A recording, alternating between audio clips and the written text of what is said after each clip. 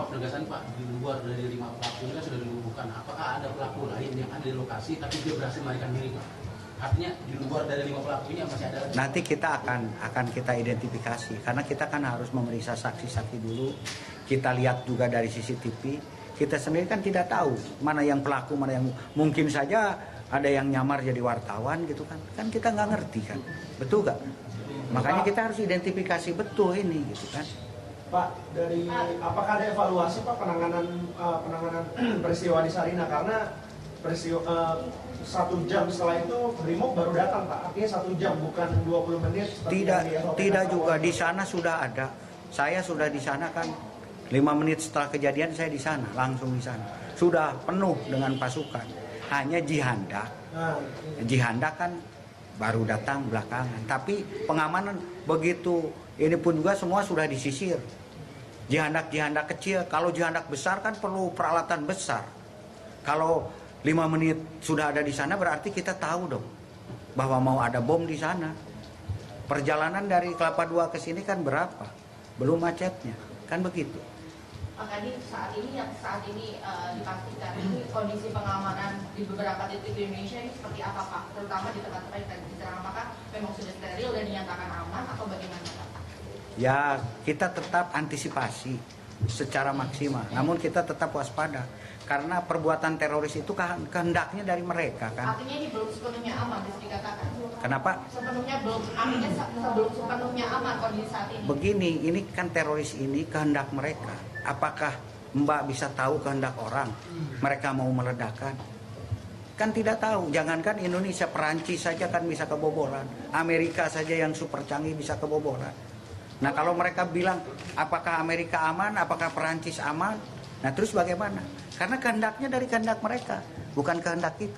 Maunya aja mereka gitu. Tapi tetap kita antisipasi. Dan kita antisipasi secara maksimal. Dan mudah-mudahan ini menjadi pembelajaran kembali bagi seluruh masyarakat Indonesia bahwa gerakan teroris itu bukan gerakan agama, bukan gerakan Islam, tapi teroris ini adalah gerakan radikal. Karena agama tidak mengajarkan tentang kekerasan.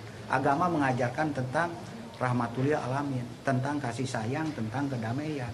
Pak, ada 5 pelaku sudah meninggal semua. Ya. Artinya tertutup kemungkinan untuk memintai keterangan dan bisa mengetahui jaringannya. Cara apa yang akan dilakukan untuk mengetahui jaringan mana saja yang itu teknik kami, karena sebelumnya juga kan nanti dari identifikasi pelaku ini kan kita akan tahu akan terkait dengan salah satu jaringan. Nah salah satu jaringan ini kadang-kadang kan ada yang di sini, ada yang sudah ditangkap. Nanti kita akan konfrontir gitu kan. Mungkin ada kawannya juga, karena di antara mereka juga ada yang pro, ada yang kontra. Dengan adanya operasi deradikalisme itu, deradikalisme itu artinya kan menyadarkan mereka-mereka yang tadinya itu terlibat. Nah dari mereka-mereka yang sadar ini mudah-mudahan bisa didapatkan informasi-informasi yang menguntungkan kita sehingga jaringan mereka ini bisa terungkap secara jelas. Pak, apakah sampai saat ini kepolisian sudah mengetahui Pak terkait dengan jaringan mana saja yang terlibat? Tadi Bapak bilang kalau itu terkait dengan ISIS, tapi artinya ada jaringan-jaringan di Indonesia yang juga terkait dengan ISIS. Apakah pihak dari kepolisian sudah mengetahui jaringan mana saja yang ada di Indonesia yang terkait dengan ISIS yang terlibat dengan penyerangan ini Pak? Kita sudah mengidentifikasi, bahkan kita sudah sampaikan kan gerakan radikal di Indonesia ini ada 1085. Tetapi mereka ini kan gerakan di bawah tanah. Tidak seperti LSM yang mendaftarkan di Kesbank. Jadi kalau pastinya ya jelas kita pun juga. Tapi data intelijen kami ada. Kalau kita umumkan pengumuman mereka-mereka yang termasuk gerakan teroris agar mendaftarkan diri, pasti saya dapat dengan pasti. Namanya gerakan di bawah tanah. Bagaimana kita bisa memastikan? Gerakan ini kan banyak ya di Indonesia. Ya. Lalu sekarang antisipasi apapunnya seperti apa yang diberikan oleh pihak kepolisian agar hal seperti ini tidak terjadi kembali Pak? Gerakan ini adalah gerakan ideologi di samping gerakan fisik. Selama masih ada yang tergalang, ini akan tetap menjadi ancaman. Nah, kita sudah melakukan gerakan baik secara gerakan fisik seperti penangkapan kemarin. Kira-kira penangkapan kemarin itu apakah bukan antisipasi dari Polri, kira-kira gitu kan. Kalau itu bukan, ya kita bagaimana lagi? Langkah ke depannya, Pak. Nah, langkah ke depan di samping melakukan penangkapan, kita tetap terus menekan perkembangan mereka, baik secara fisik maupun secara ideologi. Dan secara ideologi dan keyakinan, ini tentu saja polisi tidak akan mampu berjalan sendirian. Ini harus seluruh komponen masyarakat, mulai dari ya pendidikan juga, karena banyak juga di kalangan kampus, kemudian alim ulama, tokoh-tokoh masyarakat, semua RT RW harus saling mengawasi. Ya kemarin di Bekasi saja kan, itu 1 bulan tidak lapor diri, sehingga RT RW pun juga tidak tahu bahwa itu adalah warganya. Jadi mari kita sama-sama meningkatkan kepedulian terhadap terorisme, bahwa terorisme ini adalah sebuah ancaman. Jangan dianggap bohong, kalau belum merupakan teror. Kita sekarang sudah 200 kali lebih gitu. Mari kita jadikan pembelajaran. Kalau polisi maunya ya nggak ada, dan kita terus berusaha. Makanya ada Densus, itu kan salah satu tugasnya apa Densus itu kan menekan mereka. Kalau sudah aman ya dibubarkan Densus. Bahkan sekarang Densus itu bukan hanya ada di polisi saja, di TNI juga ada, di BIN juga ada, di BAIS juga ada. Artinya ini ya semua komponen ikut terlibat untuk menekan gerakan terorisme ini. Dan gerakan terorisme ini agar disadari bukan hanya terjadi di Indonesia, tetapi terjadi di seluruh dunia secara internasional. Pak, terkait Santoso, sebulan yang lalu dia pernah mengancam untuk mengajukan Polda Metro Jaya, Densus dan semacamnya. Nah, apakah ini juga berhubung dengan gerakan Santoso yang telah mengikrarkan terlibat dengan ISIS? Bisa saja, ini pun juga sedang kita dalami apakah ini ada hubungannya dengan gerakan Santoso, karena dalam kondisi begini bisa saja mereka-mereka yang termasuk golongan radikal ini bersatu kemudian menyerang pihak kepolisian, menyerang negara kita. Tapi kita jangan lupa bahwa yang diserang itu bukan polisi, ini seluruh negara dan bangsa Indonesia. Makanya kita harus perangi dengan seluruh kekuatan bangsa dan negara Indonesia. Apakah kita rela negara kita dibeginikan? Pak, mantan kelompok teroris Abu Taulut sempat menyebut bahwa kelompok-kelompok radikal menjadi satu bernama Jamaah Ansarut Tauhid Nusantara. Apakah ini merupakan keterlibatan dari kelompok tersebut? Ya, semua kemungkinan itu merupakan masukan dan akan kita dalami. Nanti setelah mereka tertangkap, nanti kita akan ketahui kelompok mana sesungguhnya yang paling berperan di dalam gerakan ini. Pak, sampai sejauh ini dengan bagaimana terkait dengan pengejaran pelaku ini? Pak, kan ada 5 pelaku yang meninggal dunia, yang tewas, dan tidak menutup kemungkinan ada pelaku-pelaku lain yang tadi bilang. Lalu sampai di mana Pak pengejaran untuk para pelaku ini dan jaringan-jaringan lain ini, Pak? Ya sudah, kita tugaskan tim Satgas sesuai dengan bukti-bukti yang ada di lapangan. Mereka perkiraan jaringan yang sudah kita identifikasi. Kita pun juga sudah mengadakan penyisiran dan penyekatan, bahkan pemburuan ke daerah-daerah yang merupakan kantong yang kita curigai. Berarti sekarang polisi sudah bergerak ke seluruh daerah, Pak? Sudah bergerak ke seluruh daerah. Pak, sebelumnya kan dan dibentuk beberapa satgas. Sekian dari masyarakat yang melintas sekitar itu pelakunya sekitar 10-14 orang, Pak. Ini termasuk 5 aja nih, Pak. Ya, itu nanti kalau ada keterangan tolong disampaikan kepada polisi. Justru selama ini kan polisi baru mengidentifikasi demikian. Kita belum tahu secara persis. Makanya CCTV, saksi-saksi nanti akan kita periksa, akan kita mintai keterangan. Dan kalau kepada masyarakat yang betul-betul mengetahui bahwa itu dicurigai anggota teroris yang melakukan aksi, segera laporkan ke Mabes Polri maupun segera laporkan ke Dirkrimum Metro Jaya. Siaga 1 berapa personil, Pak? Kenapa? Siaga 1 berapa personil? Ya, siaga 1 semuanya untuk Polda Metro Jaya. Pak, siaga 1 itu di Jakarta aja atau di seluruh Indonesia? Sementara ini baru di Jakarta, mungkin nanti akan menyusul perintah Kapolri siaga 1 di daerah mana saja yang mungkin diperkirakan merupakan kantong-kantong teroris. Kira-kira ini pengamanan sampai kapan akan dilakukan dan status siaga 1 akan sampai kapan dilakukan? Nanti sampai kita lihat situasi sampai pulih, mudah-mudahan tidak terlalu lama, dan kita mohon doa restu kepada seluruh masyarakat, mudah-mudahan pelaku ini bisa cepat tertangkap. Ada Pak, nggak Pak untuk himbauan untuk masyarakat terkait dengan kondisi saat ini di Indonesia, di Jakarta atau di wilayah lain? Ya, kalau kami dari kepolisian mohon agar masyarakat, walaupun ini sudah jadi musibah yang mungkin musibah nasional yang cukup memprihatinkan, tapi kami mohon kepada masyarakat agar tetap tenang karena situasi sudah terkendali dan petugas dalam kondisi siaga maksimal menyerang pihak kepolisian, menyerang negara kita. Tapi kita jangan lupa bahwa yang diserang itu bukan polisi, ini seluruh negara dan bangsa Indonesia. Makanya kita harus perangi dengan seluruh kekuatan bangsa dan negara Indonesia. Apakah kita rela negara kita dibeginikan? Pak, mantan kelompok teroris Abu Taulut sempat menyebut bahwa kelompok-kelompok radikal menjadi satu bernama Jamaah Ansarut Tauhid Nusantara. Apakah ini merupakan keterlibatan dari kelompok tersebut? Ya, semua kemungkinan itu merupakan masukan dan akan kita dalami. Nanti setelah mereka tertangkap, nanti kita akan ketahui kelompok mana sesungguhnya yang paling berperan di dalam gerakan ini.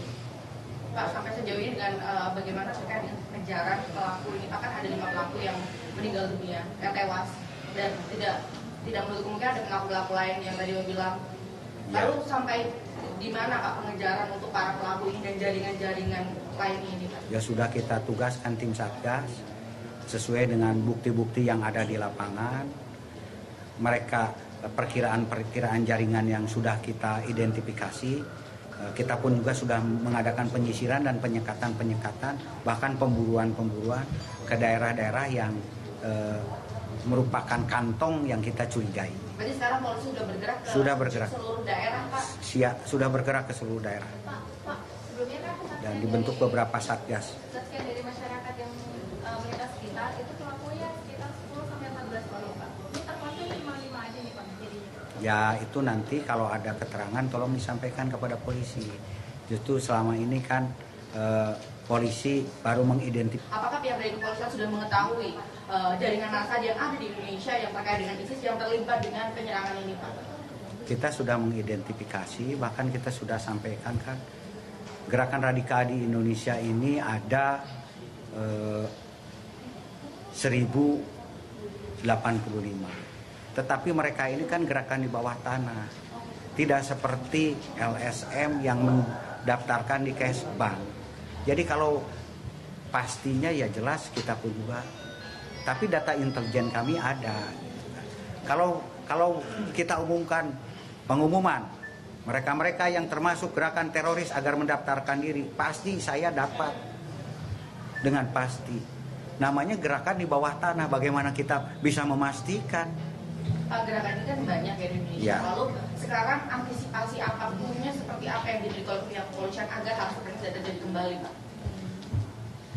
Gerakan ini adalah gerakan ideologi di samping gerakan fisik. Selama masih ada yang tergalang, ini akan tetap menjadi ancaman. Nah, kita sudah melakukan gerakan baik secara gerakan fisik seperti penangkapan kemarin. Kira-kira penangkapan kemarin itu apakah bukan antisipasi dari Polri? Kira-kira gitu kan. Kalau itu bukan, ya kita bagaimana lagi? Langkah ke depannya, Pak. Nah, langkah ke depan di samping melakukan penangkapan, kita tetap terus menekan perkembangan mereka, baik secara fisik maupun secara ideologi. Dan secara ideologi dan keyakinan, ini tentu saja polisi tidak akan mampu berjalan sendirian. Ini harus seluruh komponen masyarakat, mulai dari ya tidak tahu, jangankan Indonesia, Perancis saja kan bisa kebobolan, Amerika saja yang super canggih bisa kebobolan. Nah, kalau mereka bilang apakah Amerika aman, apakah Perancis aman, nah terus bagaimana? Karena kehendaknya dari kehendak mereka, bukan kehendak kita. Maunya aja mereka gitu. Tapi tetap kita antisipasi, dan kita antisipasi secara maksimal. Dan mudah-mudahan ini menjadi pembelajaran kembali bagi seluruh masyarakat Indonesia bahwa gerakan teroris itu bukan gerakan agama, bukan gerakan Islam, tapi teroris ini adalah gerakan radikal. Karena agama tidak mengajarkan tentang kekerasan. Agama mengajarkan tentang rahmatulil alamin, tentang kasih sayang, tentang kedamaian. Pak, ada 5 pelaku sudah meninggal semua. Ya. Artinya tertutup kemungkinan untuk memintai keterangan dan bisa mengetahui jaringannya. Cara apa yang akan dilakukan untuk mengetahui jaringan mana saja yang ya itu teknik kami, karena sebelumnya juga kan nanti dari identifikasi pelaku ini kan kita akan tahu akan terkait dengan salah satu jaringan. Nah, salah satu jaringan ini kadang-kadang kan ada yang di sini, ada yang sudah ditangkap. Nanti kita akan konfrontir gitu kan. Mungkin ada kawannya juga, karena di antara mereka juga ada yang pro, ada yang kontra.